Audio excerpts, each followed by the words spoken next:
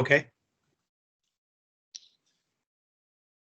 So a very warm welcome today, Virtual Ops 2020 season, another great session with a guest speaker from the United States, Gary Bush from Zulu Airline Systems. My name is Daniel Stecher. I'm your host today from IBS Software, Vice President Airline Operations. And before we start, I suggest that we are doing a short introduction round that everybody here in this call knows who else is in the call. So let's start, ladies first, with Christine from Canada. Good morning from Canada. I'm in Montreal, Quebec. It is getting colder here too, which is a huge bummer because it's been such a great summer. But this is what we do. We have to move on, right? With the seasons and everything else. I spent almost 2 decades with Air Canada until very recently. I am very passionate about the subjects I know a lot about. So just forewarned, when I start talking later, you might have to give me the sign to be quiet. Gary, I'm very excited to hear your presentation, and on to the next one. Now we go to Kenya. Esther. It's afternoon in Kenya. Esther here from Kenya Airways, manager crew scheduling. Yep, glad to be here. Good. Let's go to United States. Evan. Hi, everyone. Evan Bookbinder. I'm from Arizona, where it never gets cold. And I've been in about two decades now in the in and around the airline business. Also very excited to be here. Dean Snyders, please. Sorry, let me put this on. Hi, everyone. Dean Snyders from Cape Town. I'm a startup airline from Cape Town, so welcome and hi. Eva Zabogal.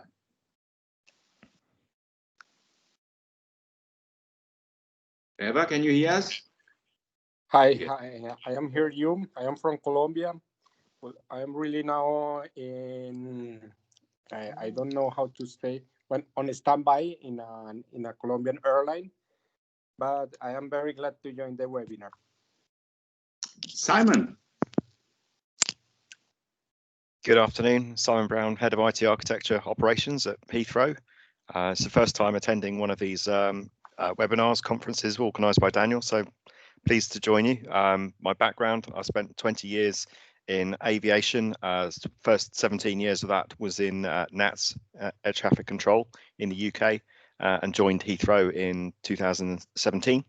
And I've got responsibility for all of the airside and operations IT infrastructure. Yusuf.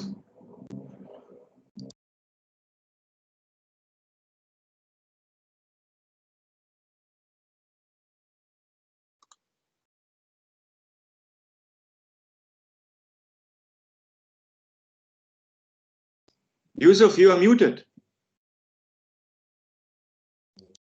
Apologies for that. I didn't realize that. Hello, everybody. Jumbo to Esther. And I just want to say hello from Dallas, Fort Worth, where it's raining a lot. Evan, you used to live here, so maybe you remember the big thunderstorms that we used to have. And looking forward to Gerald's presentation. So before Gary is introducing himself and the topic, just some information about the logistics. Simon mentioned webinar.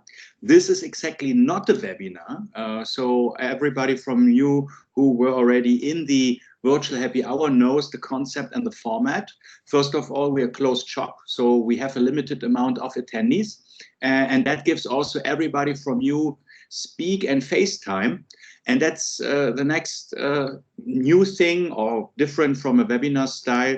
You can raise your hand. That's a functionality here in Teams, but you can also just start asking questions because we really want to foster a dialogue. So everybody will have his question answered. It's not that moderator or somebody else is just picking some of the questions. We want to really answer all your questions.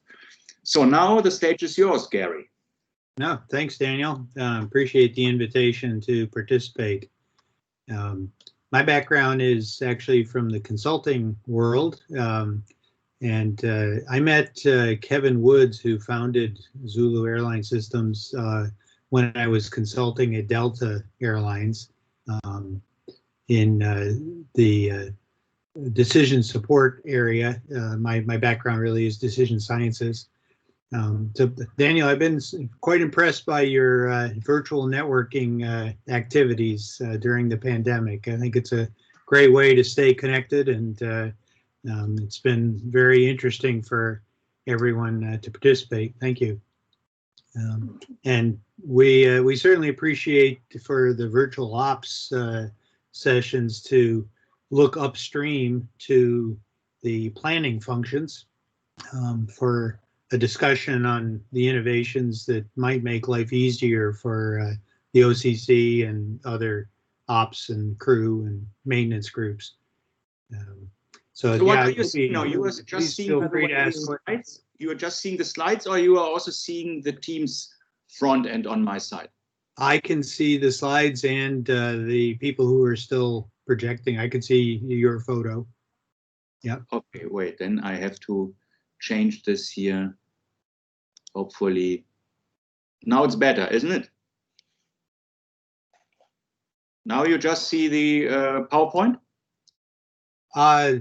Yes, and well, at the underneath, I can see who's attending. Oh yeah, exactly. That's exactly how it should be. Yep. Good. Yep. No, that works fine. Good. Yeah. So maybe you can go, excuse me, to the next slide. We interviewed probably 50 or more different planners and schedulers to get a picture of how they view their work. And I guess it's no surprise that scheduling is a complex problem with multiple decisions, what markets, what frequency, what time of day, what gauge, etc. And especially today, there's a lot of uncertainty that has to be dealt with. There's always been the uncertainty on market stimulation for new markets, but today even the PDU is quite an uncertainty until close to operation.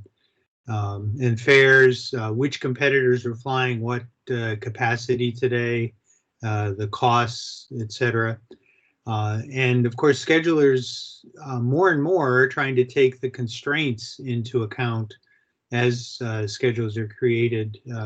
Aircraft capabilities, what aircraft are available, airports with all the various constraints of minimum ground times, international to international, so regulatory as well as physical constraints, and as much as possible, the crew rules and maintenance and ops concerns, so that they can be integrated into a robust schedule that meets regulatory requirements, is operationally feasible, and is optimally profitable. So I'd be interested if the participants kind of agree with this picture of the planning and scheduling problem, or if they have other things to add or question.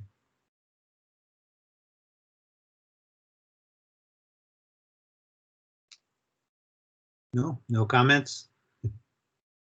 Okay, maybe we can hit the next slide then, Daniel. Now, traditionally, what we've been told is, and what we've seen is seasonal planning really had a strong forecasting focus, relying on historic data.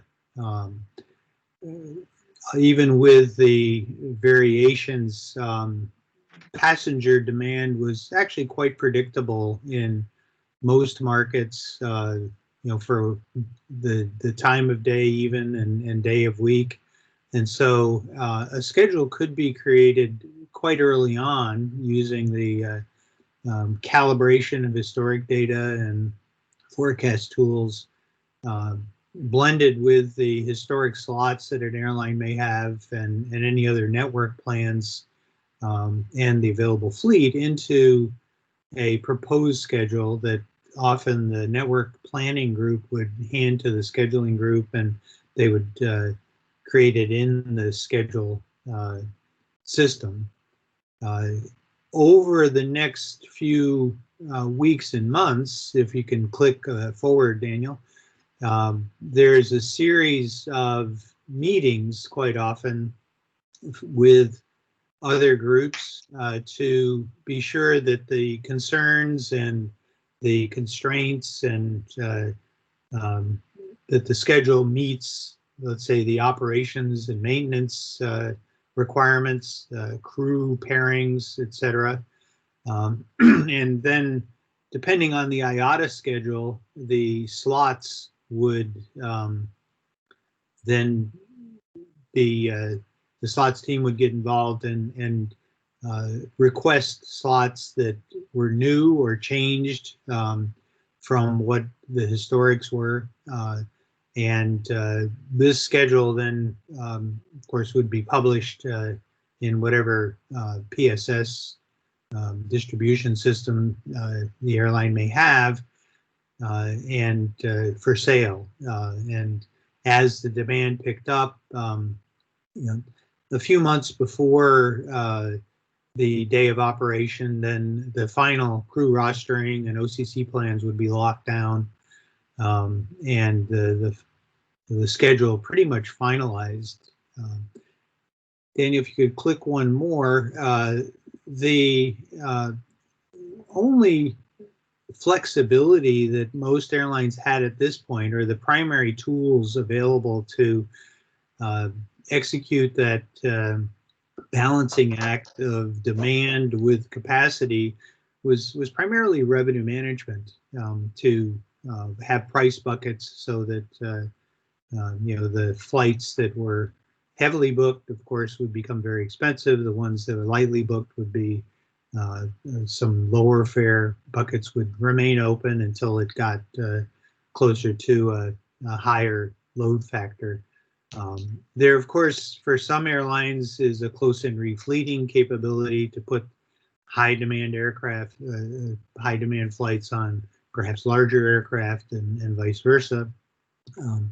But those were really the primary areas of flexibility to the demand as it became better known.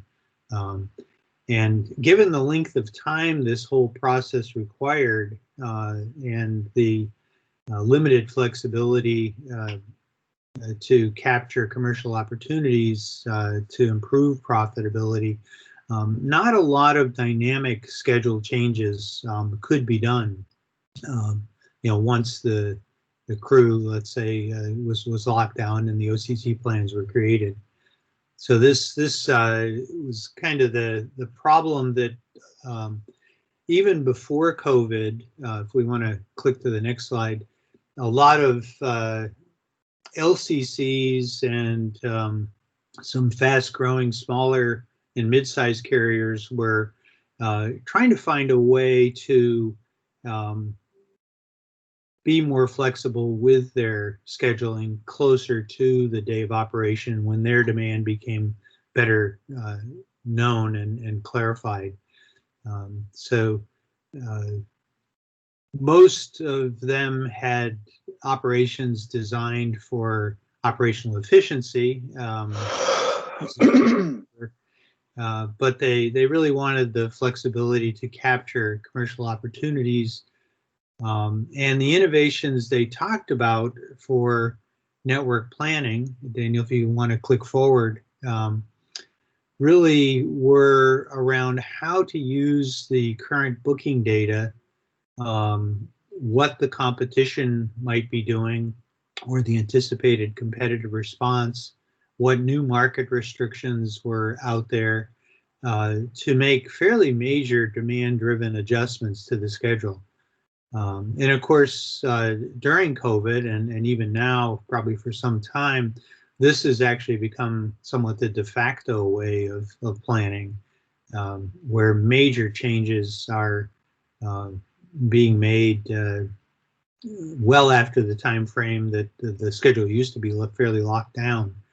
I have a question. Yesterday we had a conversation about the new not normal and the new mindset, and the saying was that especially the low-cost airlines are very innovative and innovation drivers. You were also mentioning that some of the low-cost airlines are here trying out some new mechanism. Is there not any sample of an so-called legacy airline or traditional airline which is also trying to use demand-driven scheduling?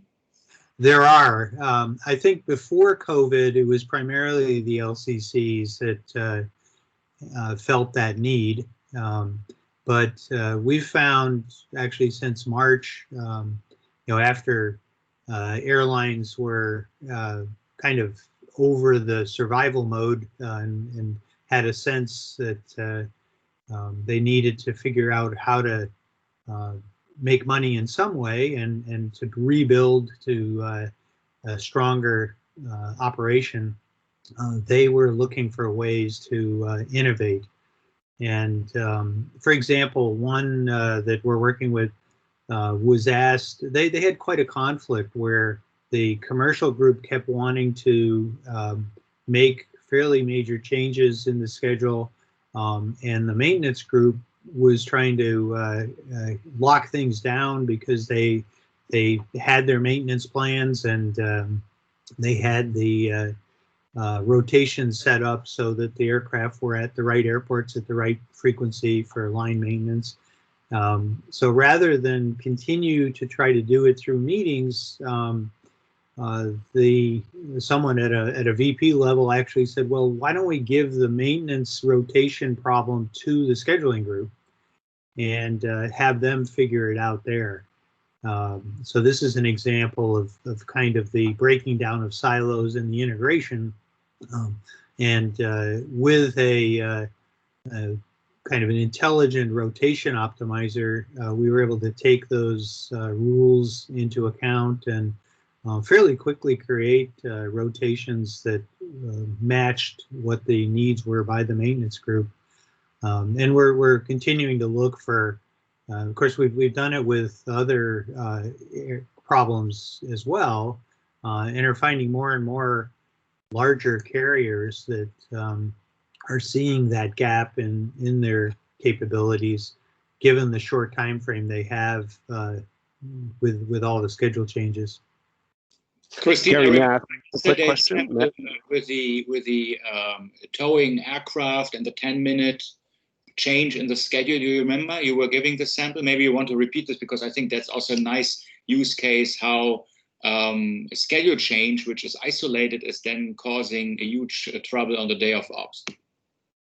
Yes, thank you, Daniel. Actually, I wanted to ask first, out of curiosity, out of managing organizational change, how did the maintenance group handle relinquishing control of the maintenance schedule to the planning group? I'm curious about, or schedulers, sorry. Yeah, and that's a general problem, Kristen. And I have a section of the presentation to talk specifically about that. But in this case, the maintenance group was only too happy to have the problem taken off their hands. Instead of continuing to fight with the scheduling group and network planning. Well, that's great. I mean, I firmly believe it, and my background was in maintenance, and specifically with regulatory and non-regulatory processes, interbranch processes. And I'm glad to hear maintenance relinquish control easily, because some people can be a little bit protective about their world. But I believe that if one group is struggling, they were struggling obviously to schedule things. So if another group says, wait, I have an idea, let me just give this a shot. You see what it looks like. If it doesn't work, we'll scrap it. We'll do it again. We should relinquish control, because whoever has the brightest idea in the room, especially during a time, when they're scrambling after COVID to figure out what to do, we just need to move forward. So, and my example, so we built an end-to-end process at Air Canada, and it examined every single player in a turn, in aircraft turn. And at one point, line maintenance realized that they had 10 minutes taken away during a period where they had to get the aircraft from line maintenance hangar overnight to the gate. And they had, let's say, an hour at one point, and it was already really tight with an hour. They had 10 minutes taken out of the schedule by network planning. Network planning had no idea what impact, I don't think they would have an idea. Otherwise, they perhaps would have discussed it with them, what impact it would have.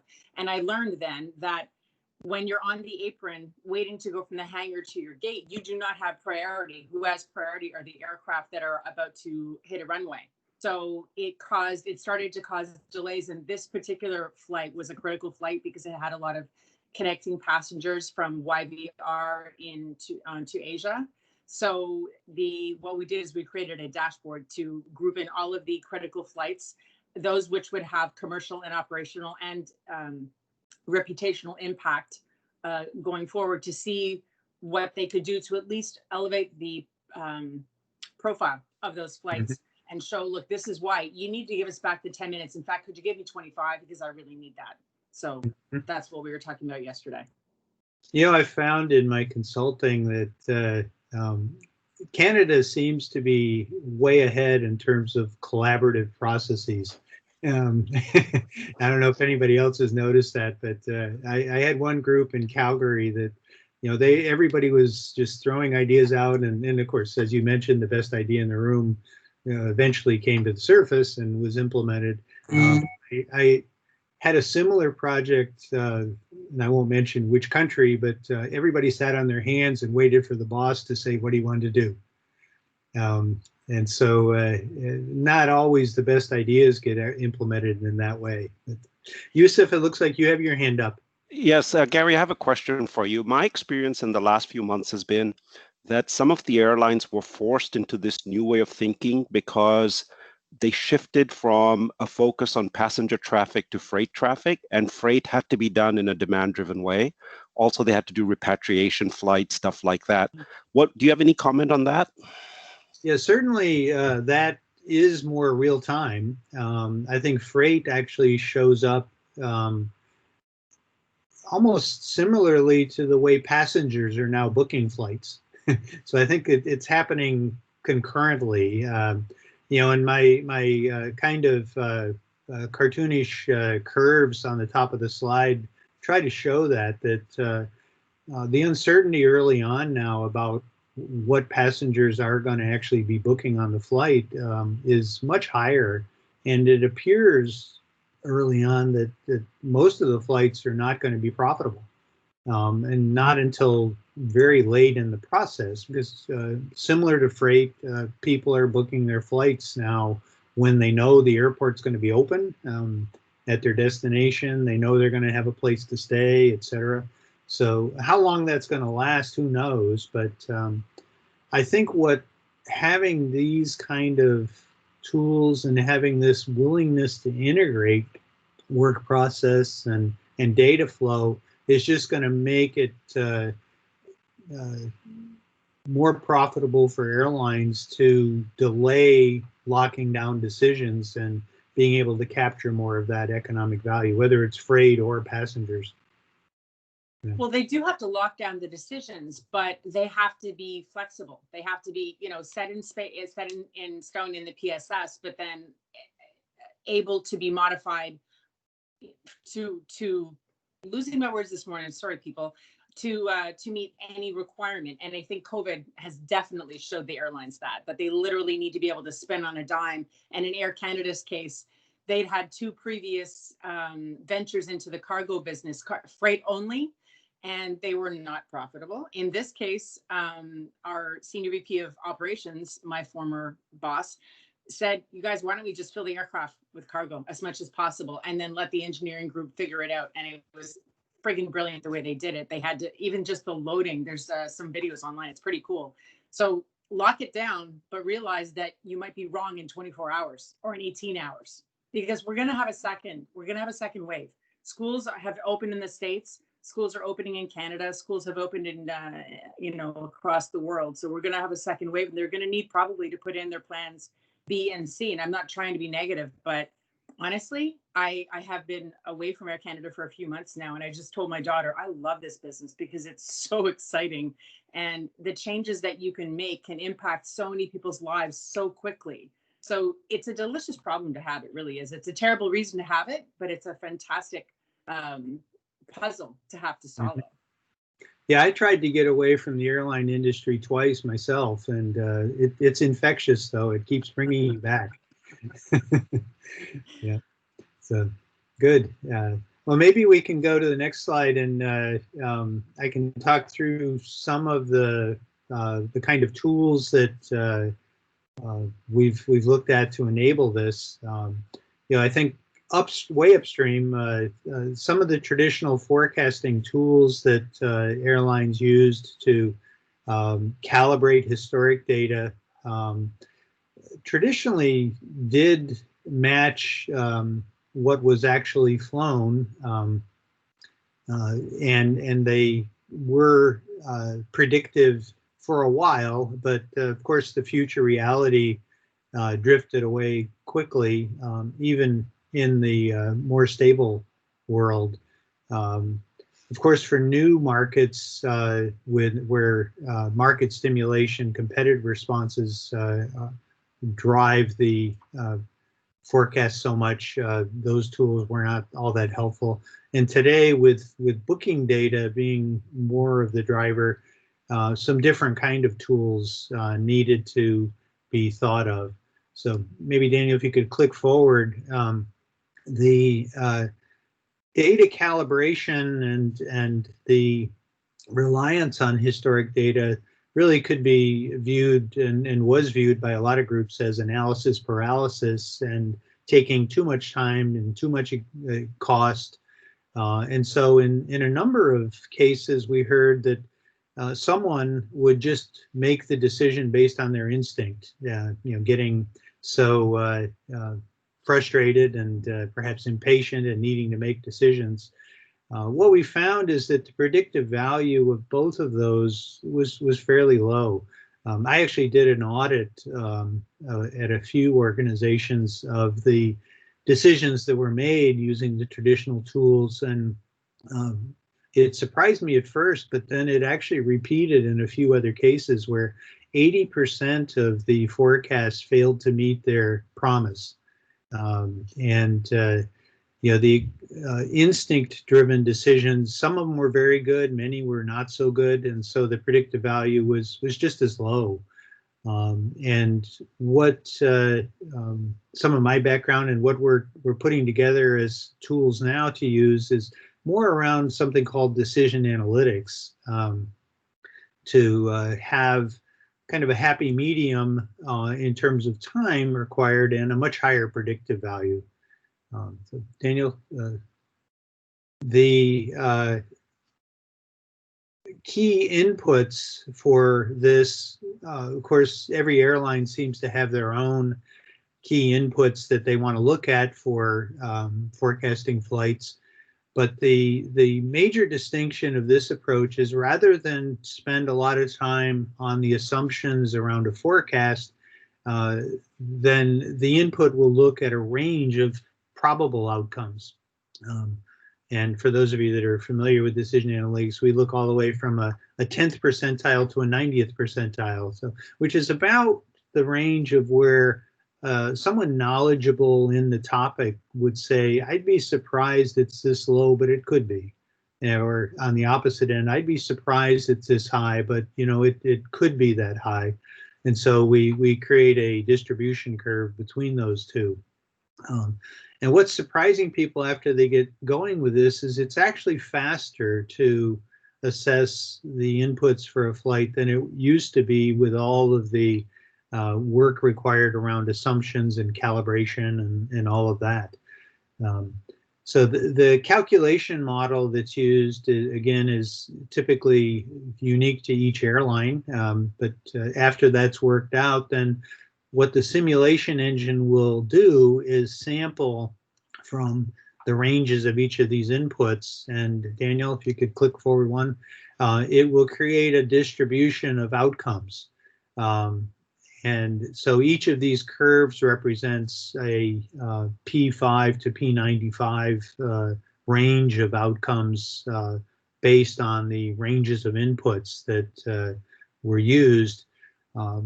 Probably a decision you could make based on this is that you would not prioritize A, but if you compare B and C, you can see that at the median level, the P50, they have approximately the same forecast. And that's pretty much all you would get from a traditional forecast approach.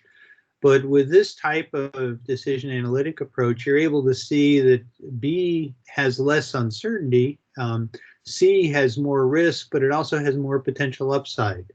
And then, Daniel, clicking forward again, if you can also then from the simulator get the picture of where that uncertainty is coming from. Daniel, yeah, the tornado diagram will tell you that, say for B, for example, the market share capture that you might get in a market that, let's say, has more than one competitor may be the key uncertainty. Well, with C, that might be what's at the top of the graph might be the stimulation that you can create, or how well you're able today to convince passengers to get back in the market. And depending on which you felt you had more control over, you would go with one over the other.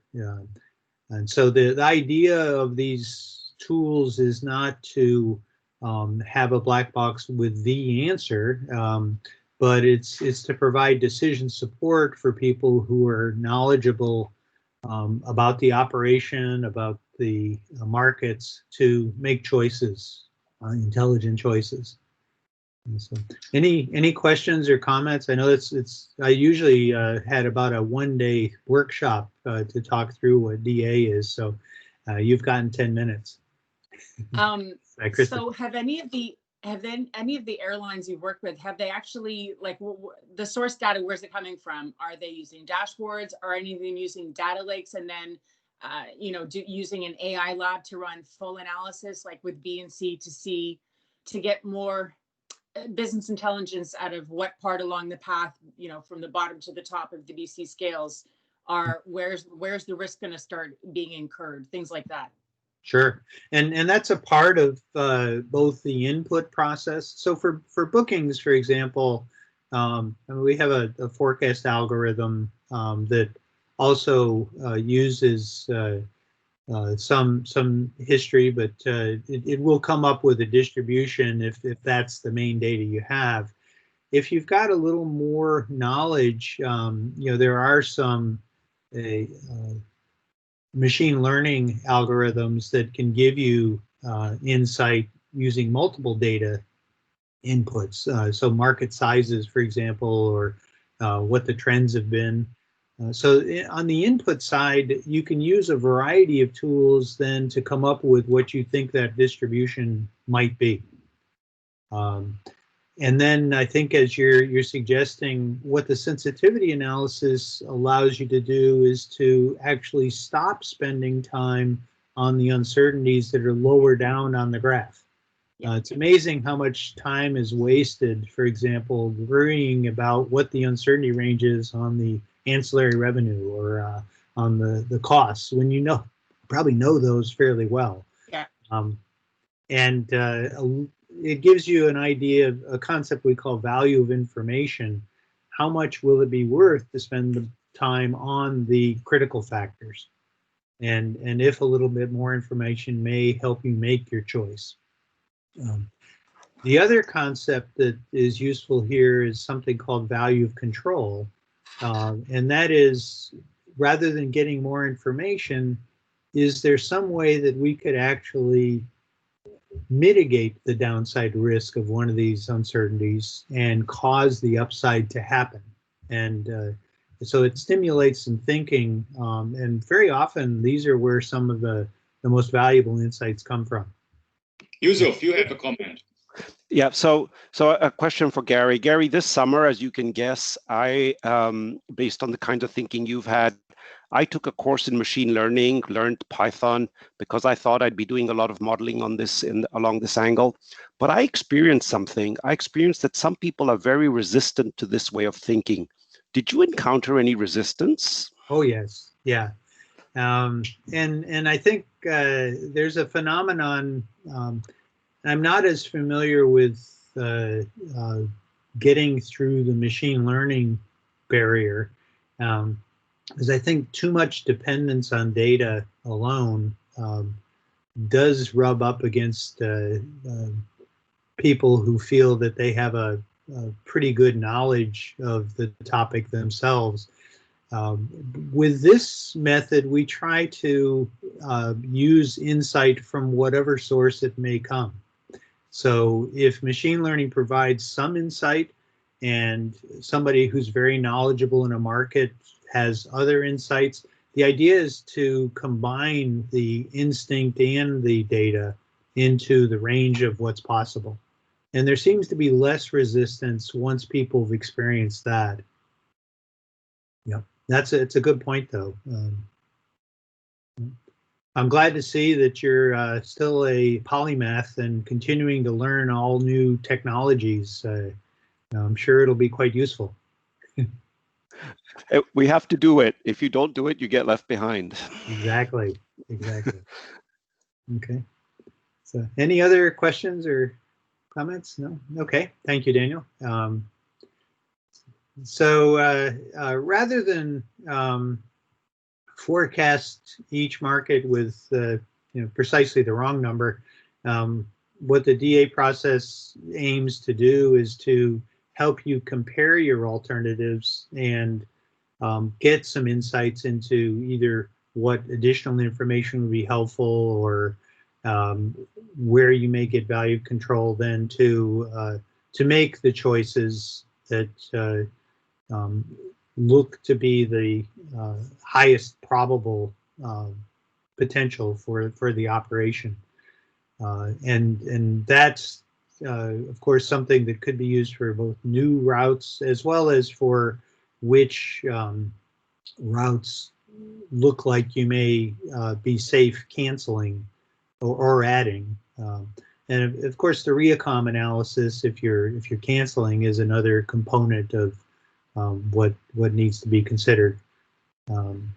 Gauge changes are also something that could be done in this probabilistic comparative way. So those are some of the front end tools that go into the choices while looking at the uncertainties. And then if you, yes, Yusuf, you had a question? Gary, if this is the wrong time to bring it up, I'll defer the question. But one of the things I looked at is what is the benefit of keeping the middle seat open versus not? Did you get into that?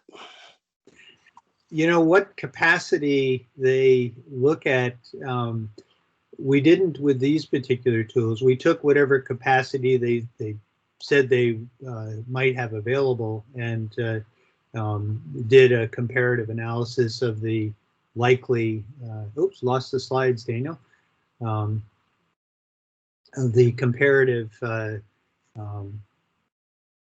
value or potential of those. But I think I have in the past used this process to help organizations make complex decisions like that, where there are a lot of subjective factors at play.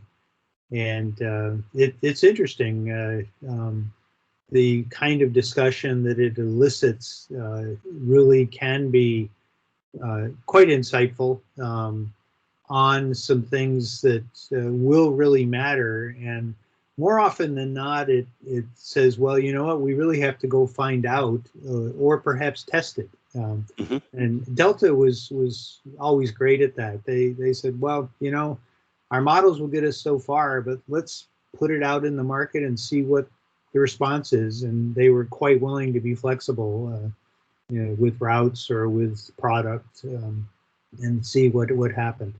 Okay. Yep.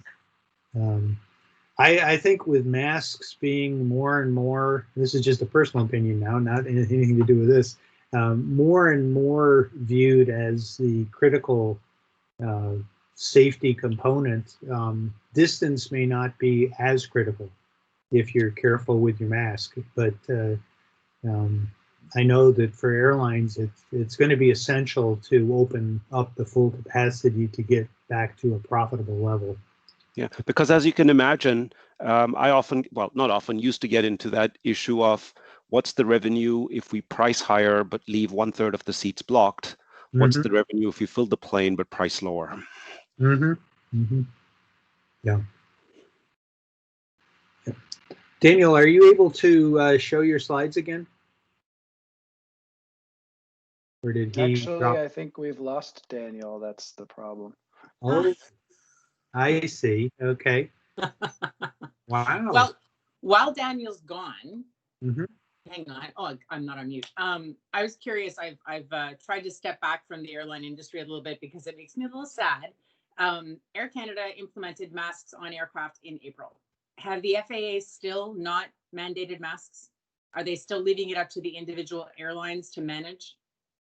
I believe that's the case. I think our federal government has resisted mandating anything Ugh, and left it up let's not to go the there. states or to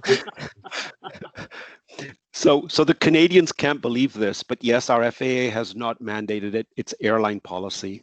It's so weird because having written a regulatory manual for 18 of my 19 and a half years, we were almost always, following up to support what the FAA had decided. So I honestly, this is the one thing that boggles my mind. I don't get it, but I'm very happy to see that I don't know if it was Delta or United. They have not just threatened people, but said no mask. No, no shirt, no shirt, no shoes, no service, no mask, no service, off you go, and no fly list. And WestJet in Canada is doing the same thing. Because the masks are mandated in Canada, I think the Canadian passengers, as small a group as they are right now, are more used to it and realize, because also end of June, Air Canada took out the middle seat empty. I mean, that was never a very great model, because if you're flying a single aisle with two seats on either side, which seat are you going to leave empty, right? But in any case, they don't fly full. And I wondered how, and Yusuf, to your point, I wondered how the decision was made to say, okay, we're going to fill that seat. But they have left it open to passengers. If you check in and you feel that, the airplane is 3/4 full and you're not comfortable flying, we will change your flight to a later flight to accommodate you, no change fee necessary. And there's been, and again, I've been staying away from the Facebook comments because they tend to be quite vitriolic, especially with regard to Air Canada. I don't know how the public's reacted to that, but it's interesting to see the US and the Canadian markets behaving so differently, and for several months in a row, actually. I mean, we're already 2 months into Air Canada filling their aircraft, and the Americans are still of the mindset, no, we're going to leave that empty seat. But I guess it must be market and revenue driven, because if they had the demand, if Delta had the demand, they would fill those seats. I mean, honestly. Sure. No doubt. They have about 500 people on their no-fly list now. Wow. So they are being strict about it. But I agree with you that once the demand gets there, those middle seats will get filled. Hi, Gary. I filled the time after you disappeared. Yeah, my Wi-Fi is, I don't know what happened. So I'm just rebooting here my machine, and I'm joining now via cell phone. It's also now here for the virtual Ops 2020 that we have these technical difficulties here in good old Germany. Gerald, hi, this is Sapna. I'm sorry I joined late. So Hi, while Sapna. Daniel boots, hello, how are you? I just have a question while Daniel boots up. So you were talking about this probabilistic model, and you also talked about how cumbersome it is going to be to clean up the data and obtain a clean data across all those sources of data. In your probabilistic model, those challenges won't be there. I can see that your input sources had so many different departments, and the challenges that you're going to face in disparate data across those departments, you no longer will be facing in your probabilistic model? It's a different challenge, that's for sure, Sapna. I appreciate that. It replaces, I think, the fairly long and honestly quite expensive calibration process and cleanup process, really with more of a thinking process by subject matter experts, where they can take any data available, but also other inputs that they may have in mind that they know drive the market, to come up with the ranges of uncertainty for each of the inputs. And it is more of a cross-functional process with the inputs coming from different departments. And in that way, it actually has tended to create a little bit more ownership and understanding of why certain decisions are made. One thing that I think is a first impression is, well, it's going to take longer. It actually doesn't take as long. It can be done fairly quickly because you're not as concerned about being precisely wrong or right. Maybe I should say that. You're really more interested in capturing the range of uncertainty. And for a first pass analysis to compare your options, being highly uncertain is okay. And you'll be surprised at how few of those things you think are fairly wide ranges really matter. But the ones that do, you can go back then and maybe sharpen up your thinking or use more data. So it is an iterative thought process. Thank you. Does that answer your question? Yes, thank you. Okay. Gary and Sapna, sorry for if this is disturbing the flow, but one of the things I found out in my machine learning project that I did this summer is that it teaches you that there's some variables you're looking at which aren't really that important.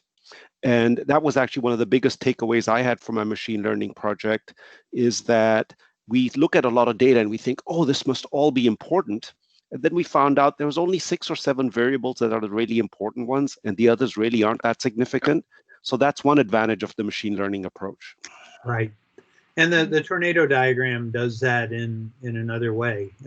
Yeah, so the value of information is a very powerful concept to avoid unnecessary work. Whether that's done through a machine learning algorithm or through kind of a decision analytic range. Yeah, it does focus the discussion on what's really relevant. Thanks, Donald. We talked about the demand side, but would you also consider some kind of, I know this is not your main topic, but was interested to understand whether looking at a future, I mean, the next steps, that is, for example, your pairings or how crew is operating, bring that back into your model and improving block hours or something. Is that a thought that's going on at airlines? A kind of feedback loop from pairings and rostering stage? Yeah, you're actually moving on to the next slide once we see it. But what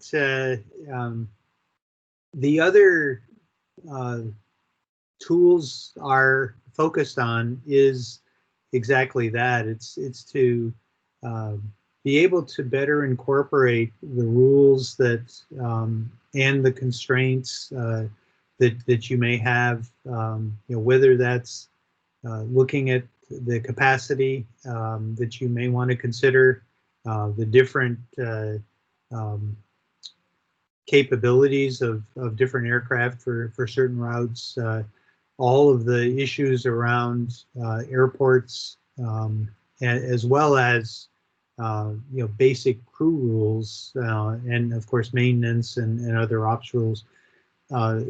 Having that in a rules engine then allows an intelligent rotation optimizer to create a schedule that will essentially be ready to fly or very close to being ready to fly.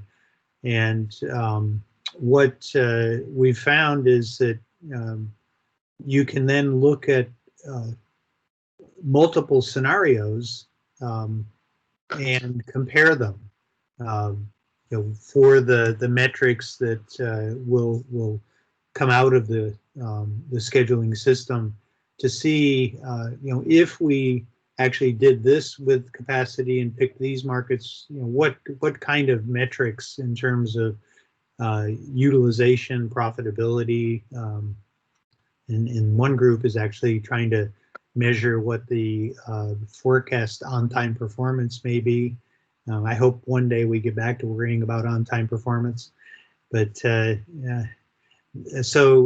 Yeah, that is really probably as much a part of the work that we've been focused on as the improved forecasting.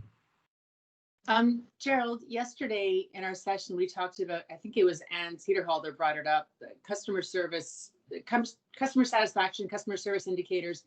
Have any of the models been successful in truly defining or quantifying customer service factors at the end of it, rather than just hard data?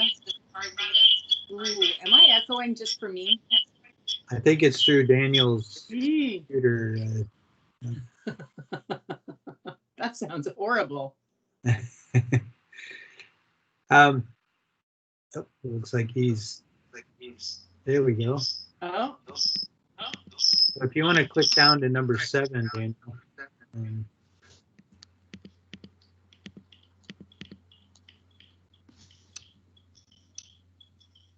Distracted by shiny things. Yeah.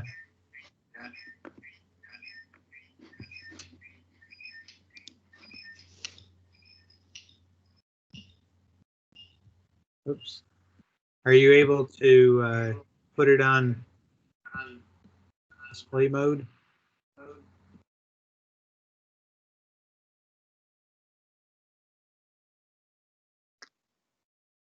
I think he's getting to it, but you could see where there's a number of tools with that arrow to the various. Yeah, the next click.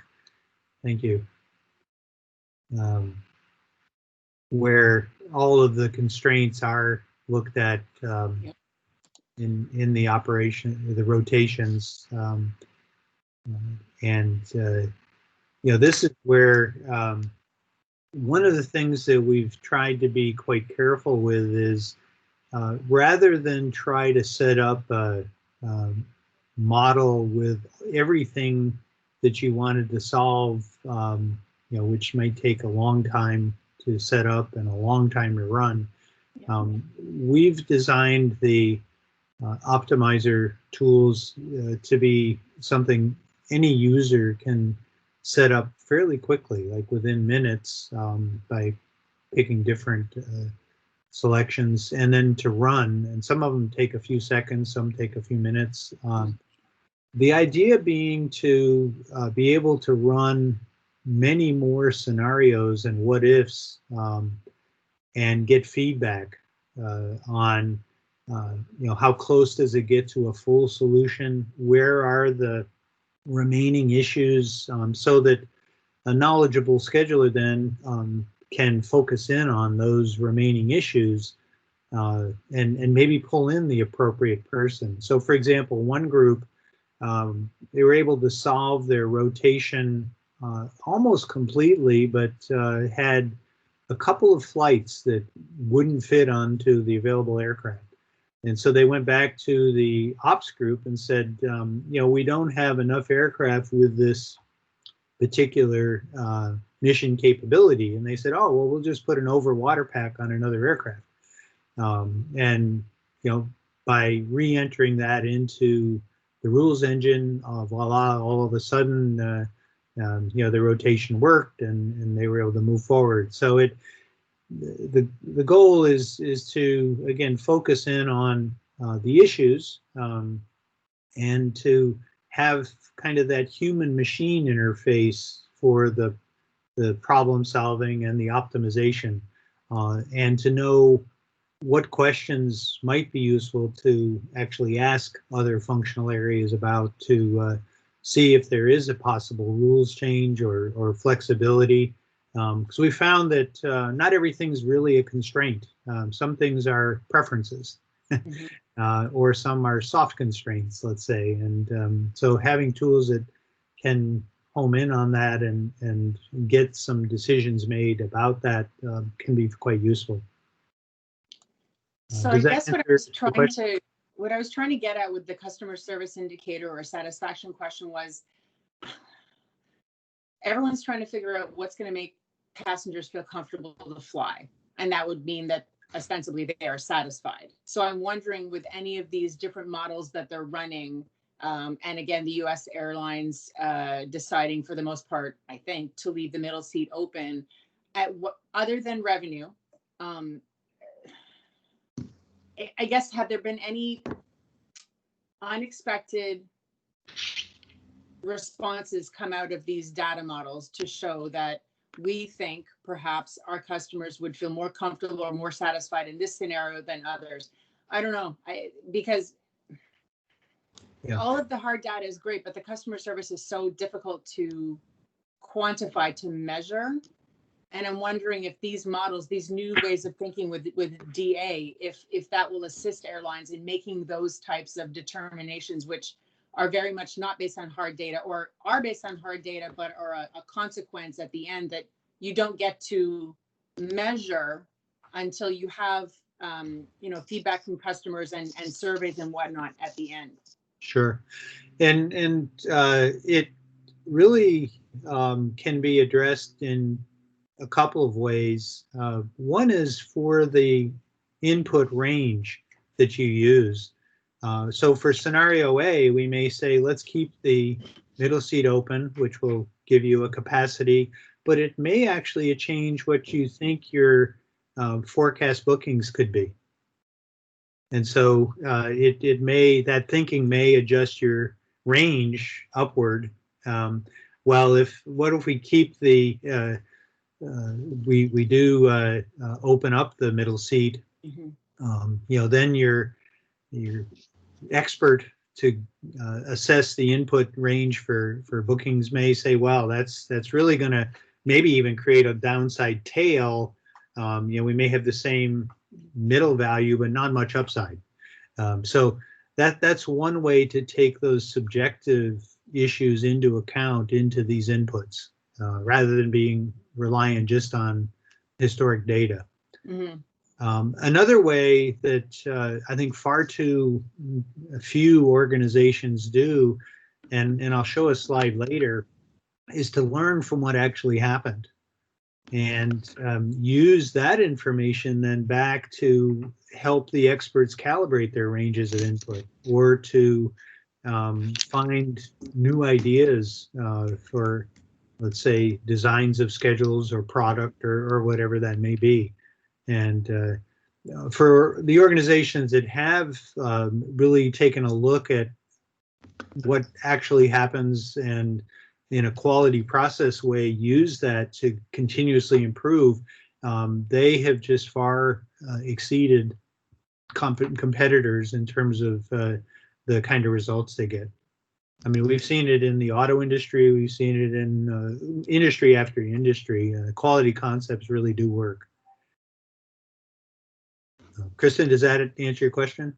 It does, and I'm just thinking as a previous old timer in the industry, with I worked with a lot of people who had like less than 1 year in the company, and they would ask questions, and I would smile, and they would say, "Well, that's not going to work," and I would say, "Well, it actually did. 15 years ago, we tried this and we did this."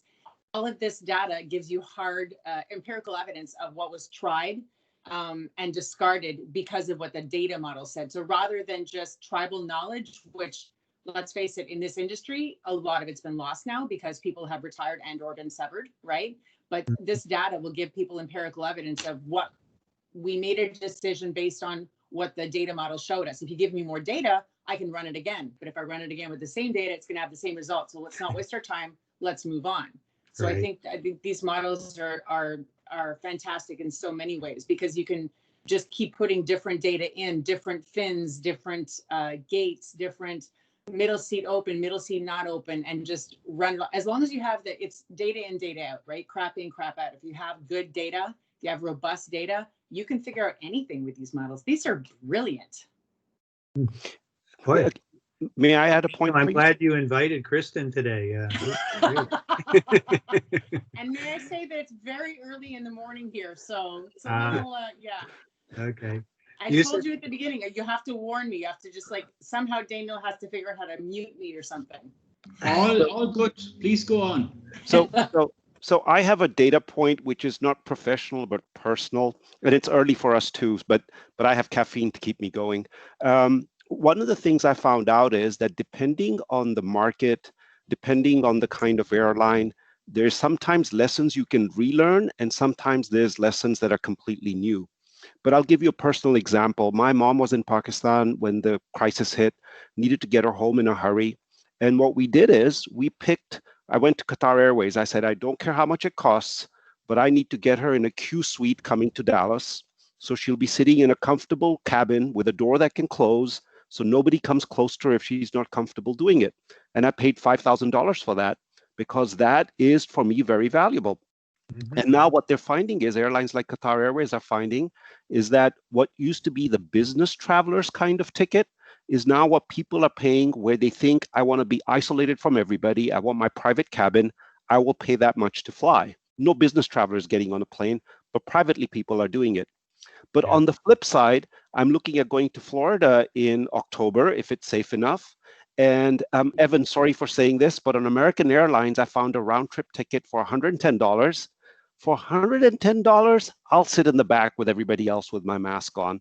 So I think even the traveling public is showing some flexibility with the right price point, and depending on the market, sometimes I'll pay $5,000 and sometimes I'll pay $110. It really depends on where you're going in the market, and we're relearning new things or learning new things as we go along. But the airlines that have the product that gives you the isolation, they're commanding a premium for it and getting it. And the airlines that have capacity to dump, they're packing it in with low fares. That's my observation. It's And you, driving the revenue management group nuts. This whole new world. Yeah, and I think that's where actually using some of the knowledge of what's happening, and it's changing every day in a range type of model, gives you the ability to say, well, what kind of difference might it make? Let's explore it.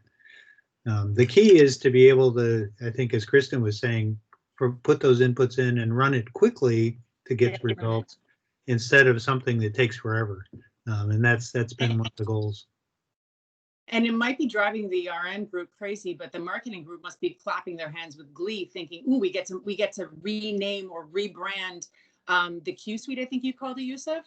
As, for example, Air Canada launched Clean Care Plus, which really was a brainchild that started before the pandemic from the director of cabin maintenance, a brilliant former engineer, also a woman, and they ran with it. They made it as, they gloves, mask, individual water bottles, sanitizer wipes, et cetera, sanitizing the aircraft with aerosol. But they could rebrand those Q Suites as Safety Plus or something like that. And then, yes, people are going to, let's face it, if, in Eurasia, the airlines aren't as poorly off as they are here. So I think people still have money to spend, and what countries are allowed to come into Canada or the US, they're going to keep traveling. So yeah, yes, all of that. That was brilliant. Thank you, Yusuf, for that. That's so interesting. So if you click forward one more, Daniel, once all of this thinking is done on multiple scenarios, of course, and fed into the scheduling, so then having the ability to publish it out to all these other systems fairly quickly is something that is another essential component. So this is kind of, in a nutshell, many of the innovations that I think are being are addressing the current reality that we see in the world. And the next slide, I've got a few examples of some of the optimization tools that we, just to give you a little bit more underneath a few of the tools. Of course, right sizing capacity is always a problem, and being able to quickly identify which flights are unprofitable, based on current bookings and other factors. And then having the automation, so instead of manually stepwise going through doing it, having the automation to do the swaps and put all of those unprofitable flights on one or two tails and then canceling those tails. So that's an example of something that one group requested, and it's been put into automation tool, and instead of taking a scheduler day or so to do it, it takes 5 minutes then to run this. And of course, then having the intelligent rotation optimizer for the remaining flights, that ensures that you're still honoring all of the constraints, MGTs, international to international, Schengen to Schengen in Europe, whatever it may be that is required. The maintenance on a tail basis. We've also, one group who's quite interested in OTP asked if we could schedule in fire breaks for schedule reliability. I think there was a point made earlier that even after you lock something down, you really want to have the reliability and resilience to be flexible for when changes do happen. And of course, fire breaks are the kind of resilience that the OCC group wants to see for when it happens in real time. So not all of the considerations are for the fixed schedule. I think part of the learning that we're interested in coming back from operations is what would make a more resilient schedule based on what's actually worked and not worked. The fleet assignment model, then we've found actually a number of different applications for that, from kind of the traditional refleeting to even a long-term fleet size analysis. Although they're now using that on a week-to-week basis for what fleet size it should be optimal. And you know, as requests are made, we're finding more and more ways to try to intelligently solve problems in a way that's iterative and more of a collaborative work process between groups. Any questions on these? Yeah, Gary. Yeah, on the acronym. Sorry, on the acronyms, DDA, what does DDA mean again? Oh, demand-driven adjustments to the Thank schedule. you. Yeah. And MGT? Minimum ground time. Ah, cool. Yeah, I found that in addition to all the 3-letter codes that you have to know to live in this world, there are at least as many other 3-letter acronyms and they're kind of department specific. So that's part of the language, I think, learning that needs to go on even within airlines. Yeah, and actually inter-airlines, like at Air Canada, we would have called it minimum downtime, not GT. So that I didn't recognize, but a lot of them are industry-wide, and some of them are, like you said, specific to a department or an airline. And someone had raised their hand, so I'm going to stop talking. Yeah, even you have a question. Yeah, Gary, just quickly on the smart rotations in the middle. That's really interesting to me. What can you speak a little bit about how some of those inputs come, say, from other systems? For example, we use one application for gating, we use another application for FAM. All of these inputs. Can you speak a little bit about how you gather all those bits of data and put them into the model? Yeah, we've set up kind of a file-based system to have the rules engine use, so that it's quite flexible. I mean, it's almost impossible to create a hardwired optimizer that would fit more than one airline. And so whatever kind of inputs you may put into your, let's take gates, for example. We would have a file or a table that would take the particular constraints by gate, adjacency rules, whatever is important, and then the optimizer would use those rules as it tests different combinations until it creates a solution that works and meets all of the rules. So it's essentially bringing the gate management capability from a separate tool then and integrating it into the scheduling system. And the same then would be true for fleet assignment. It's essentially taking And at this point, it's not all the same level of detail that you probably have in your fleet assignment model, but for most airlines, it's high enough level, but sufficient to essentially give them the fleet assignment result that they need. And for airlines that have some of these other tools, we found by having this capability in the scheduling system to get you 95% of the way there, it really takes a lot of the pressure off the other downstream group. So that's one of the goals. I don't know, Evan, does that answer your question? Yeah, it does. The gating piece came to my mind because in American Airlines case, some of our hubs are so constrained, or at least when we're flying a full schedule, are so constrained that even changes within 5 minutes can disrupt our gating plan. Right. And so, you talked a lot about that feedback between the airports. The airport constraints probably are one of our biggest challenges, whether it's gating or slots. And so it's really one of the things that we struggle with the most. Oh, well, we'll have to You check. you also have a question about it. Yep. So my question, I have a two-part question, but first it's really about everyone. When you say everyone, do you mean the network planning scheduling team, or are you making this available to the operation side of the airline also? When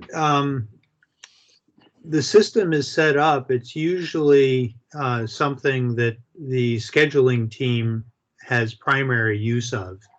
But we typically set it up with a multi-user license so that the ops team can actually log in and see what they may need to see, and there's a variety of different permissions that allow them to do certain things with certain schedules and to see certain reports. Well, the scheduling team may be able to do everything. Network planning as well, they may have access to scenarios with some things that they want to do and some tools. So yeah, that's a nice thing about cloud native applications is you can set up these different permissions and make it accessible. So it's got multiple uses for multiple different groups. So, and one kind of follow on, and it connects to something that Evan asked earlier. When you said booking data, do you mean that's revenue management driven data, or is it PSS driven data? And what is now usually set up is an API from the PSS. Okay. But certainly, I think there is work to be done to have a tighter integration with what revenue management would like to be able to do and the PSS data and the schedule. That's kind of a direction that makes a lot of sense to go. Okay. Yeah. Thanks. Sure. Okay. Maybe next slide. This gets back to a question Kristen asked earlier. Naturally, with any new idea or new system, the biggest barrier often is the history. And in the airline industry, actually, I think it's been our experience where any IT change has been a big project, expensive, requires a lot of people. A lot of testing requires, it has a risk of errors, et cetera. And so change is something that I think people, when they're very busy already, would just rather not have to deal with. There's also organizational protection of your data, some comfort by users of the screen that I know and know how to use and really don't want to change, et cetera, et cetera. And so the process of change management is something that is quite important to take into account very early in the process. And what we found successful is to pick a shared pain point. The maintenance example I gave you before is a good case, or the gates for Hawaiian was just tied up in knots with their gates, and being able to set up the system quickly, and to have experts work directly with the users, not just train them on the software, but have them work side by side with the users. And of course, today that can happen remotely. Solve it quickly really changes the mindset. Once people see that there is a success, and that it really added real value in terms of taking away a pain point or saving a lot of time or cost, mitigating errors, then there's a lot more willingness to expand from there into other problem areas. And so that's kind of been our what a friend of mine likes to call the nose under the tent flap approach. Once you get in with one problem, you're in the tent, and then you can work on a lot of other problems.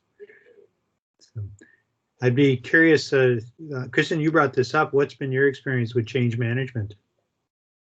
So it's funny, as you were saying this, I was kind of laughing to myself because I implemented, well, I did not implement. I, along with hundreds of others, implemented a new ERP called Trax between 2009 and 2013, I guess, to replace an in-house built system that had been patchworked over time. And I watched people go through the struggle, and even just the facial expressions of fear or doubt or skepticism. As a technical writer, I from the get-go was using SGML, and we went to HTML. And I'm laughing because I remember, basically, to use really silly language, I pulled a hissy fit when I realized I was going to have to learn a new language. And it was very similar. It was not that difficult. It wasn't about, I have to learn something new, because I'm all about that. But it was, I'm really good at this. I'm going to look stupid because I don't know how to do this kind of thing. So pushing, change on people, or helping people accept change versus accepting it yourself are two very, very different things. And it was a really good reminder. And I wish I'd done it in the reverse order and had a more recent experience of I myself having to accept change. And it's difficult. It's especially in the aviation, if someone's been around for longer than 5 years, basically, because it is such a volatile industry, as has been proven out this year. You have experienced so much that you have doubt where, no, this new thing can't work, or no, we tried it like this and it didn't work because of this. We all need to shut it and just listen to the person talking and listen to them suggest their idea, and be able to run all of these scenarios through these models. You can prove out something that I myself, who am obviously not technical, I was only at the cusp of learning AI and NLP and machine learning and things like that. And I asked two of my business intelligence peoples to create a model out of something that I've been trying to prove for months. And it was only once they were able to, they just did a web focus report, but it just showed what I was trying to explain in much more intelligent language. So then I could then show it to one of our managers and say, this is what I meant. So all of these things, once you learn to embrace what it can do for you, the sky's the limit. Again, pardon the pun. Right. I think the starting point, though, does have to be something that's a real pain. Yes. Otherwise, people aren't willing to even go that far. But once they've experienced it, then the mindset opens up, and it takes less of a pain to be willing to consider changing. Until then, people start looking for things that they can change to improve. So that's kind of the cultural shift that you aim for, and it does take holding people's hands through those first few to get them to do it. Or dragging them through. Well, that's another way. Yes. Okay, Daniel, click on the next one. Of course, probably the toughest nut to crack on the next slide is the CFO's heart. And what we found with software as a service, or really almost any IT change, is that there are kind of two major types of parts to the business case. Of course, there's the cost of the system, But then there's the savings from whatever you're using now, and we've worked all the way from people using Excel to major legacy systems. Of course, eliminating the cost of Excel is fairly small. That's mainly people's time or work level. Eliminating the cost of a older system could be more than the annual cost of the new system. So that may be the payback all by itself.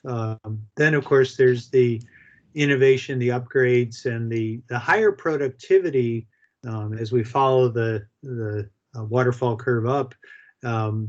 Usually by this point, you're able to quantify sufficient savings in time and in cost to more than pay for a system.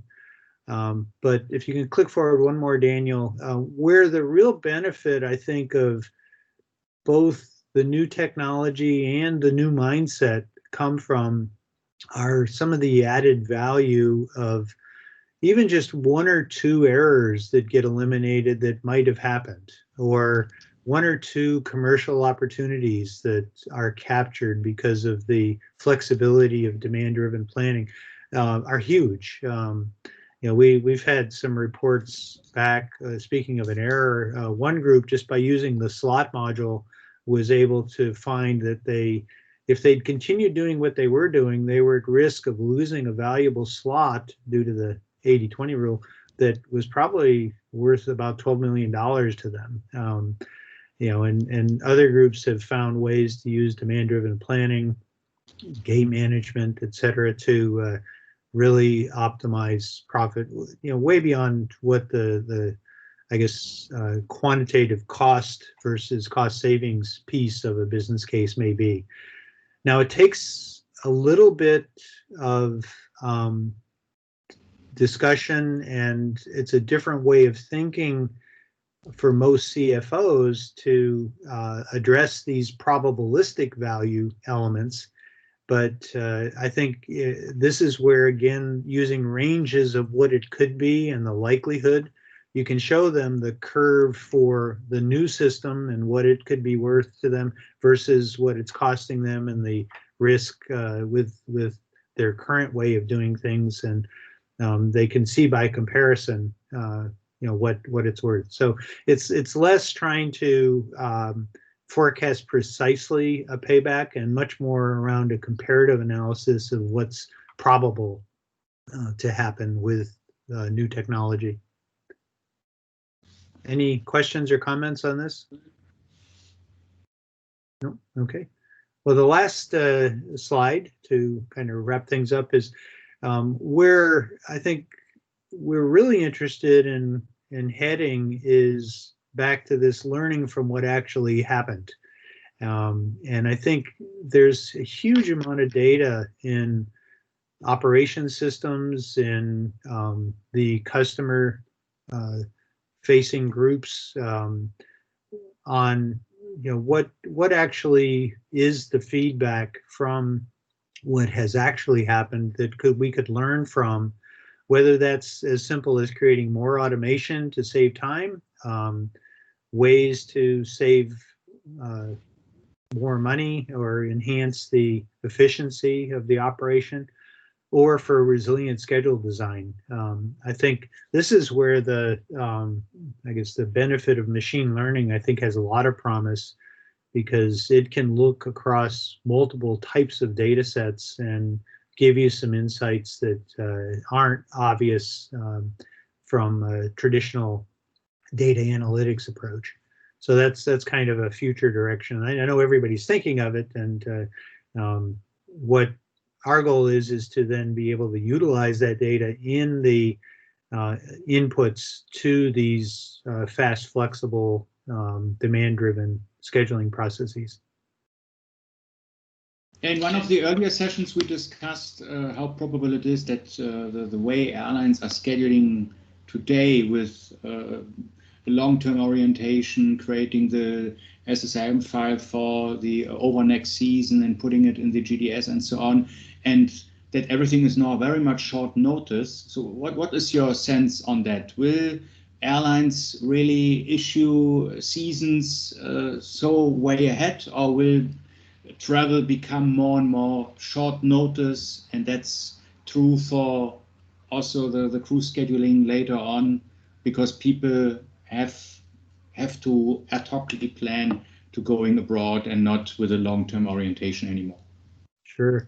I think that certainly the market will tell us that, but even if it becomes more predictive or predictable, I think airlines are going to find a lot of benefit from having the flexibility to make major adjustments to capture market opportunities and to deal with situations within the time frame when their seasonal schedule used to be locked down.